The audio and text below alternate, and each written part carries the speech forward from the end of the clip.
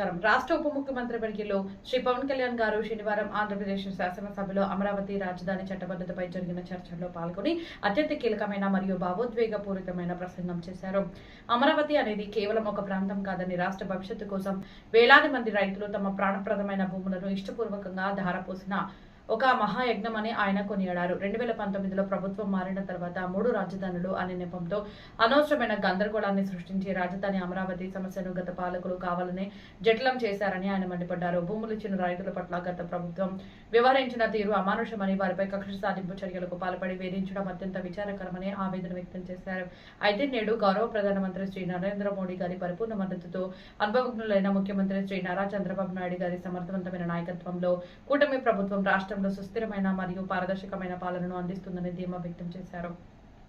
ఆంధ్రప్రదేశ్ రాష్ట్రానికి అమరావతిని ఏకైక మరియు శాశ్వత రాజధానిగా చేస్తుందానికి పూర్తి స్థాయి చట్టబద్ధత కల్పించేందుకు ప్రభుత్వం ప్రవేశపెట్టిన ఈ చారిత్రాత్మక తీర్మానానికి తాను మనసా వాచా కర్మణ సంపూర్ణ మద్దతు తెలుపుతున్నానని పవన్ కళ్యాణ్ గారు సగర్వంగా ప్రకటించారు. ఈ తీర్మానం ద్వారా రాష్ట్ర అభివృద్ధి మళ్లీ పూర్వ వైభవం వస్తుందని, అమరావతి నిర్మాణం ఆగిపోయిన చోటు నుంచే మళ్లీ అతివేగంగా పుంజుకుంటుందని ఆయన స్పష్టం చేశారు.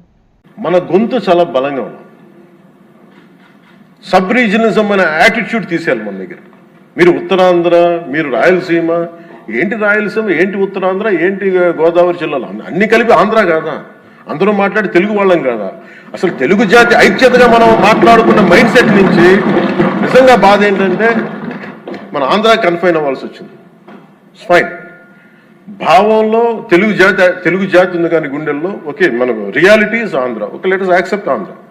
మళ్ళీ దీంట్లో కూడా ఇందాక మీరు చెప్తున్నారు, లోకేష్ గారు చెప్తామంటే మీ ఉత్తరాంధ్రకి అవసరం లేదా అంటే, ఇంకా మనలో కూడా మనకి సబ్ రీజన్స్ పెట్టుకుంటే ఈ రాష్ట్రానికి ఎవరు రక్షించలేడు. మన ఇంతమంది ఉండి మీరందరూ చదువుకున్న వాళ్ళు, అద్భుతమైన ఏమంటారు అనుభవం ఉన్నవాళ్ళు,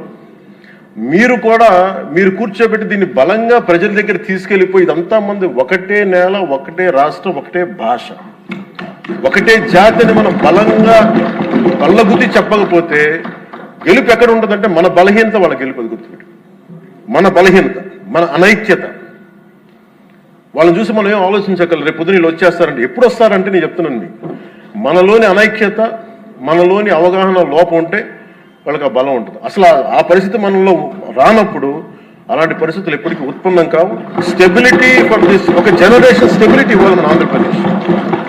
ఐఎమ్ కమిటింగ్ ఫర్ దట్. ఒక generation stability 25 to 32 years stability ఆంధ్రప్రదేశ్కి ఇవ్వాలి.